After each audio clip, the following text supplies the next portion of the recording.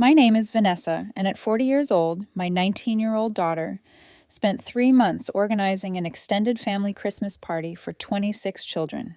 5 minutes before start, my mom called. We all decided we will celebrate at your sister's place. Don't bother coming. I didn't yell. If you have ever felt betrayed by the people who should have been your biggest supporters, let me know where you are watching from. I did this. 3 months later, they had to move town. It was 5 minutes before the first knock on the door. Should have come when my phone rang. I was crouched behind the snack table, trying to fix a gingerbread man's face. One of his eyes had fallen off, and I was sticking it back on like it was life or death, because somehow it felt like it was. The frosting, the folded napkins, the garland, it all mattered. My daughter Daisy was standing across the room in a red velvet dress with silver snowflakes and elf ears, slightly crooked. Her cheeks were pink from nerves, not blush, and she was going over the welcome speech for the 5th time, half muttering to herself, half performing for the stuffed reindeer in the corner. She looked electric, like joy had a pulse. And then my phone buzzed. I didn't want to answer it, but I saw the name on the screen, Mom. And the kind of dread that doesn't come from nowhere hit me like an instinct. I answered, "Hi." She didn't even say hello, just this. "We all decided we'll celebrate at your sister's place instead. Don't bother coming." I sat back on my heels. I blinked. What? We're already here at Lawrence. It made more sense. Sure, because nothing screams logic like canceling a 26-kid Christmas party 5 minutes before it starts. She's been planning this for months, I said. She's 19, Heather. It's not a real event. You can't keep feeding her this illusion. She made a full schedule. Games, crafts, printed menus for cocoa toppings. We were worried, she continued, her voice soft but immovable, about safety, liability, 26 children running around with no professional supervision. It didn't feel appropriate. She's been volunteering at kids' camps for years. She's not licensed, she's not trained. She babysits Lauren's kids for free every week. She's family, that's different, and Lauren already had everything set up. The tree, the gifts, the food. It's done. We just went with what made the most sense. We? I asked. She didn't pause. Lauren, me, your stepdad, everyone. Everyone. Like we weren't part of that word. I couldn't speak, not because I didn't have words, but because every word I had felt like it would come out as a scream. Just tell Daisy not to take it personally, she added. It's nothing against her. It's just better this way. And then she hung up. I sat there, staring at my phone like it might catch fire in my hands. In the living room, the speakers clicked on. Daisy's carefully curated playlist began.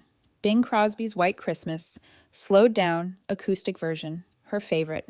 I stood up slowly and walked into the hall. I couldn't face her yet. I tried calling Lauren. She answered after 2 rings, kids shouting in the background. "Hey," she chirped. "Need something?" "You're seriously hosting it?" I asked.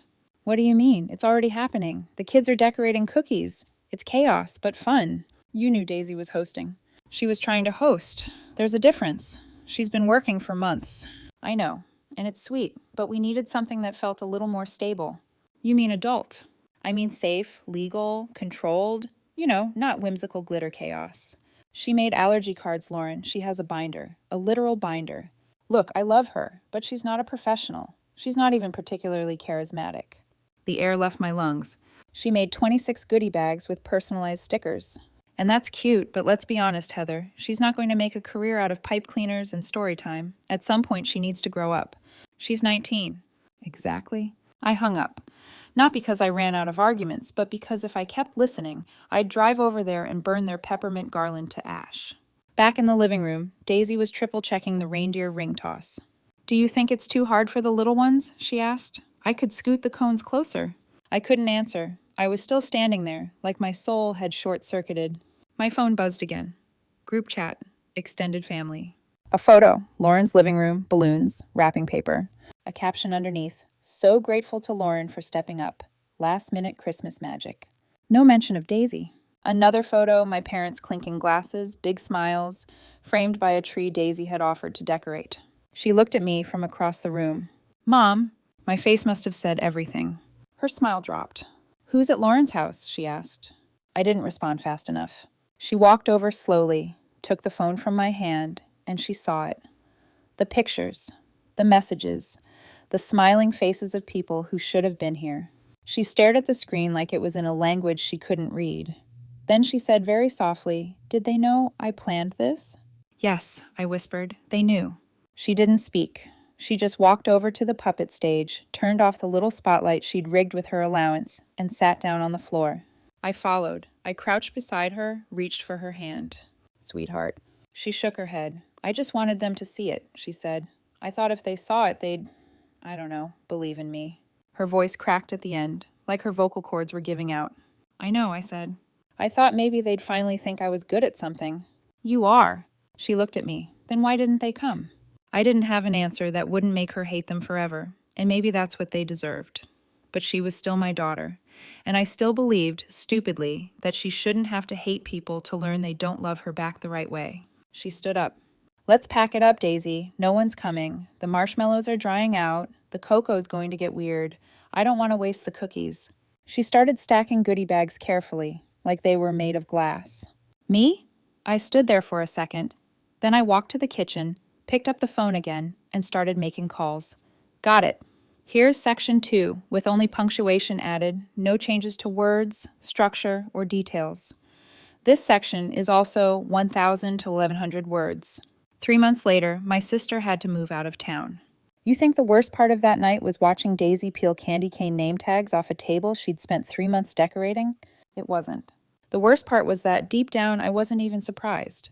Because some stories start with a party that didn't happen. Mine started long before that.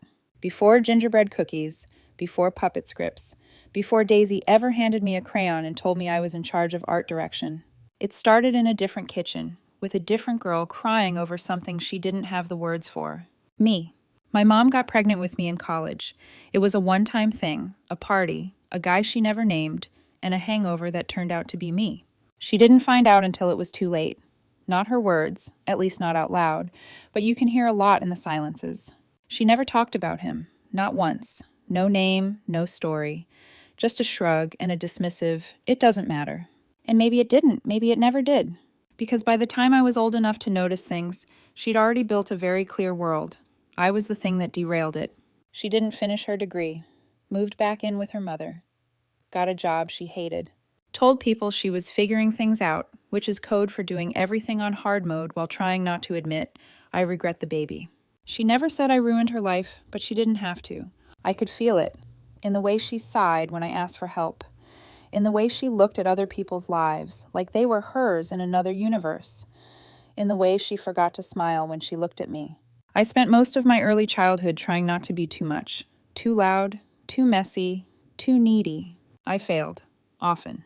When I was 7, everything changed. She met a man, my future stepdad. He had a nice car, a steady job, and a weirdly intense collection of model trains. I remember him giving me a toy on our first meeting, a puzzle, I think. I said thank you, and he nodded like he was evaluating a resume. 6 months later, they were married. A year after that, Lauren was born. And suddenly I had a front row seat to the kind of motherhood I hadn't realized existed. It was like watching my mom get rebooted. Warm, patient, affectionate. She cooed, she baked, she wore baby slings and went to parenting workshops and made scrapbook pages with glittery stickers that said things like "Miracle Baby." I used to watch her swaddle Lauren and think, where was that version of you when I was crying over lost mittens in preschool? Apparently that version hadn't been born yet, because Lauren wasn't just the second child, she was the do-over. Me, I was the mistake she never figured out how to love. Don't get me wrong, they didn't lock me in a closet or starve me. They fed me, clothed me, let me live in their house. But there's a difference between being taken care of and being wanted. I stopped asking for things pretty early on, because every time I did, it came with a sigh. Help with homework, permission to go on a field trip, right to a sleepover. Heavy sigh. They'd do it sometimes, but not without broadcasting how inconvenient it was. I learned to apologize before I asked for anything. I still do it sometimes. And then, years later, because irony never sleeps, I got pregnant at 20.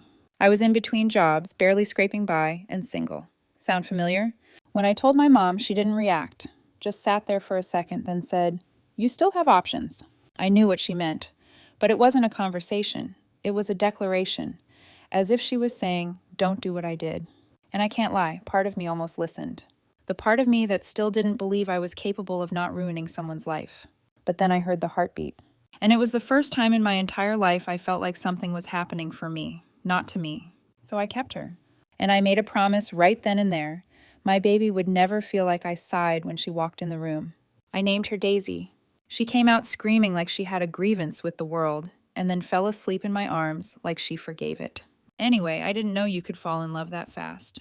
I also didn't know how hard it would be, or how tired I'd get, or how many nights I'd spend Googling how to get a baby to sleep at 3:00 a.m. while shoving cold pasta in my mouth like it was a valid dinner. But I figured it out. I got into web design, built a client base, started a little home business. Flexible hours, enough to pay the bills. And Daisy, she was my joy. Messy, loud, full of ideas and plans and imaginary friends. She assigned me to babysit when she was busy doing manager stuff. She's always loved kids, not just playing with them, organizing them. Even when she was 10, she'd put together events for the younger kids at church. Obstacle courses made out of couch cushions. Magic shows. Face painting. She once turned our garage into a princess disco with nothing but string lights and a Spotify playlist. By 13, she was babysitting her cousins, Lauren's kids, for free, every weekend, every holiday. She never complained, because to Daisy, it wasn't work, it was rehearsal. She wanted to be a children's entertainer, a real one, like business cards and everything. She dreamed about it the way other kids dream about being astronauts. And of course, the family mocked her for it. Not always directly, sometimes just with silence or those careful, well, that's cute, but what's your real plan? Questions. At first it was, you should learn to code, that's where the money is. Then AI became trendy, and suddenly she should be doing something with robots. My stepdad once told her she should go into voice assistant programming because she was good at setting up his Alexa. They never asked what made her happy. They only asked what sounded impressive at dinner parties. This party, it was her way of showing them, not telling, not asking, showing. That she could organize a full-scale event, that she could lead, that she could build joy from scratch. She didn't want money, she wanted respect, maybe a crumb of pride. Instead, she got silence.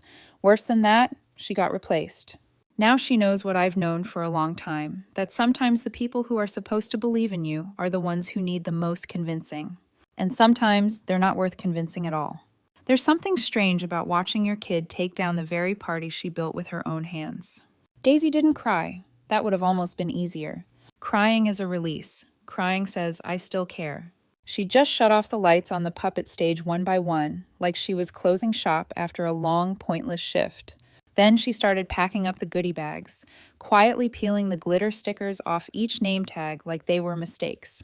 It felt like I was watching a funeral. Not for the party, for the part of her that still believed in them. And that's when I realized I couldn't let it end like this. I stepped out of the room, phone in hand.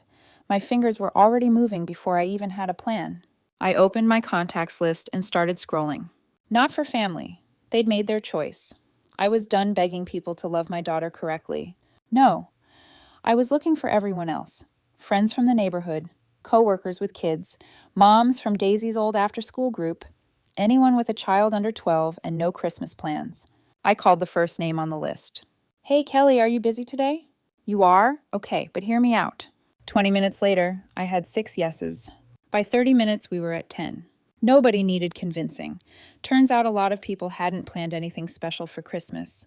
Some were divorced, some exhausted, some just didn't want to cook. A few sounded downright thrilled. You're saying there's a party with games and I don't have to host it? Yes, that's exactly what I was saying. Daisy walked into the hallway as I hung up my 8th call. She was holding the snowman relay cones in a box. Mom, what are you doing? I looked up at her.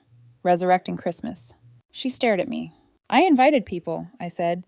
My people, your people, kids who'd actually appreciate a handmade goodie bag and reindeer bingo.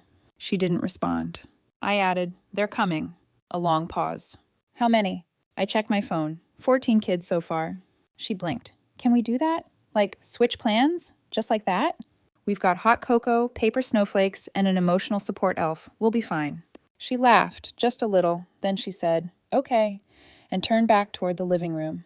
She started setting it all up again, but this time her hands didn't shake. The first knock came 20 minutes later. It was my old friend Julie from work, her 2 kids bounding through the door like they'd won the lottery. Daisy met them at the door with a basket of Jingle Bell necklaces and a glittery name chart. Hi, Welcome to the North Pole, she chirped, like she hadn't just been crushed under the weight of her entire extended family's indifference an hour ago. 5 more families followed. The house was suddenly full of kids giggling, yelling, running straight for the games like they'd been rehearsing for this. Daisy led the first round of reindeer freeze dance. She put on the elf hat again. She cracked jokes. She improvised when the snowflake toss fell apart and made it funnier. She was glowing. I stood back and watched her come alive, and I thought, look at her. Look what they threw away. It didn't take long for the parents to notice. She planned all of this? Yes. By herself? Yes. She could charge for this. She should. Someone posted a photo of the puppet show. Then someone else. Then one of the moms posted a boomerang of Daisy leading the candy cane scavenger hunt with a caption that read, "This 19-year-old just saved Christmas for my kids. Meanwhile, her family ditched the entire thing after she spent 3 months planning it. Shameful." She named names, Lauren specifically. I didn't ask her to, but I also didn't stop her. The post started picking up traction. Shares, comments, messages. Other parents chimed in. "We were at the other party. We didn't know she planned it. Why didn't anyone say anything? This is so messed up." And then my phone buzzed again. A number I didn't recognize. I picked up. "Hi, is this Daisy's mom?" "Yes. This is Rebecca. We're still at Lauren's. We just saw what's happening online. We didn't know." "Didn't know what?" "That Daisy was the one who planned the original party. Lauren just told us plans changed." Silence. Then, "Would it be possible to stop by, even just to say hi?" I looked at the clock. It was almost over. "I'm sorry," I said. "It's too late." Another call, another relative. They said the same thing. They didn't know. They were told there was a venue change. Now they felt sick. Too little, too late. Back at the party, Daisy was reading The Grumpy Polar Bear Who Stole the Tinsel to a group of 6-year-olds in a blanket fort. One of the moms turned to me and whispered, "She's really talented." "She's always been," I said. Another mom asked, "Does she do birthdays?" "Not yet," I said, "but she will." And as I said it, Daisy looked up at me just for a second.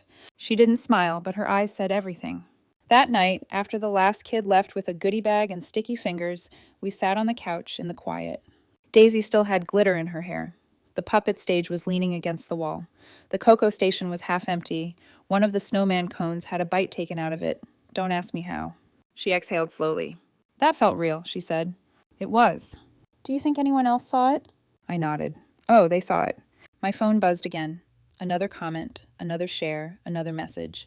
But I didn't check it. I just looked at my daughter, the one they didn't believe in, the one they underestimated, and I thought, they're going to regret it. They already do. The first call came the next morning.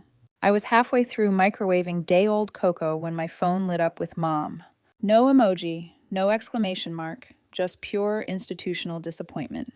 I should have let it go to voicemail. I didn't. The moment I picked up, she skipped right past hello and dove straight into rage. "What the hell did you do?"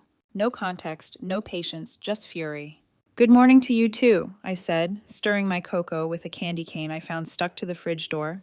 "You've humiliated the entire family online." I didn't post anything. "Don't play games, Heather. People are calling us, texting, asking questions, judging. Your daughter's little pity party is all over Facebook." I took a sip, lukewarm, overly sweet, and somehow perfect for this conversation. "Maybe they're not judging you," I said. "Maybe they just saw what you did." "We didn't do anything." "You didn't show up. That's a start." It was a reasonable decision. "No, what would have been reasonable was showing up for your granddaughter." There was a pause, the kind that comes when someone realizes they've lost the upper hand but aren't ready to admit it. Then she hissed, "You need to fix this." That was the moment I smiled. By noon, Lauren had joined the chorus. "You're lucky I'm not suing you," she snapped, texting in all caps like a woman with a law degree from Facebook University. "You let people slander me. You encouraged it." "No one slandered you," I replied. "They told the truth. If that's damaging, maybe examine why it's damaging." "You just let it happen. On purpose. You're vindictive." That made me laugh. "You ditched your niece on Christmas Eve and took credit for her work. But yes, clearly I'm the villain. Take it down, all of it." I didn't respond. Instead, I opened my phone, pulled up my photos, and drafted my own post. It wasn't dramatic. I didn't call anyone out by name. I just posted 3 photos, one of Daisy leading the puppet show, one of the reindeer ring toss mid-laughter, and one of the hot cocoa bar, complete with her handwritten chalkboard menu. Then I wrote, "This was my daughter's first solo children's event. She planned every detail for months. The original guests didn't show up, so we opened our doors to friends instead, and she saved Christmas for 24 kids. I've never been prouder. That was it. No shade, no specifics. But the people who needed to understand, they did. The post exploded. Within hours, Daisy's inbox was full. Comments, messages, booking requests. Parents who'd attended wanted her for birthday parties, school events, even a neighborhood spring fair. One message read, "Do you do themed birthdays? My son loves dinosaurs." Another said, "I'd pay a lot for that cocoa bar setup. You've got a real talent." That night, she sat across from me at the kitchen table, laptop open, surrounded by sketches of balloon arches and sample party package names. "Do I sound too desperate if I call it Whimsy and Wonder?" she asked. "No," I said. "You sound like a CEO." She beamed, and I swear to God, in that moment, I saw the girl she was and the woman she was becoming, and both of them were unstoppable. The next morning, the local parenting blog picked up the story. Small outlet, friendly tone. Title, Teen Event Planner. Saves Christmas after last-minute family cancellation. They didn't name names. They didn't have to. People in our circle connected the dots faster than I could refresh the page, and the consequences rolled in. People started distancing themselves from my parents, from Lauren. "Oh, I just assumed you were busy," became the new polite version of, "You were awful, and we all know it." Lauren's Instagram comments dried up overnight. The dinner invitations stopped. No more smiley reactions under her family first posts. It turns out, when you build your image on being the golden child, it only takes one snowflake to melt the whole illusion. Another call came that afternoon, this time from my stepdad. A man who hadn't said a single word throughout all of this. "Heather," he started, voice tight. "We're getting calls. I heard. You need to shut this down." I let the silence hang. Then, "No. Heather, you watched her build that party, and you let it happen. You let Mom do it. You let Lauren take over. You said nothing." More silence. "She's your granddaughter," I said, then corrected myself. "Well, she could have been, if you'd ever treated her that way. You're blowing this out of proportion." "She cried in silence so no one would hear her," I said. His voice cracked, not with regret, with panic. "You'll destroy this family." "No," I said, calm and sure. "I'm just done pretending it isn't already broken." And I hung up. Later that week, Daisy launched her website.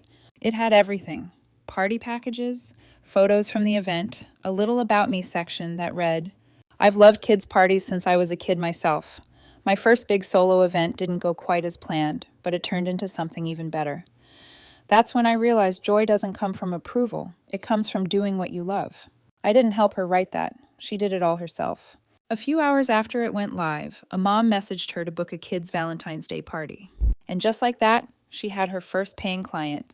And the family? We blocked them. Every number, every thread, every group chat. We didn't write a dramatic goodbye. No final confrontation, no open door. We just left the building. Because sometimes peace doesn't come from forgiveness. It comes from choosing silence where the noise used to live. And sometimes the only way to heal is to stop inviting the people who keep reopening the wound. Daisy and I sat in the quiet that night. The house still smelled like peppermint and wood glue. She turned to me and said, "Do you think they'll ever apologize?" I thought for a second.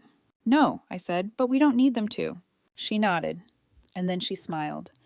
Not the smile she gives the world, the one she saves just for me, the one that says, "We're going to be okay." And we are. We didn't ruin the family, we just stopped pretending it wasn't already broken. 3 months later, I found out through Facebook. Well, technically, through Lauren's soft goodbye post on Facebook.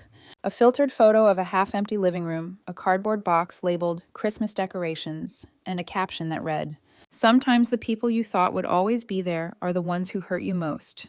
Here's to new beginnings." Cue the dramatic piano music. Turns out they moved, not across the country, just a few towns over, but far enough to avoid questions, far enough to dodge the social fallout. Apparently, when you publicly abandon your teenage niece's Christmas party and then get gently roasted by half the community, the consequences do show up. Just not how you expect.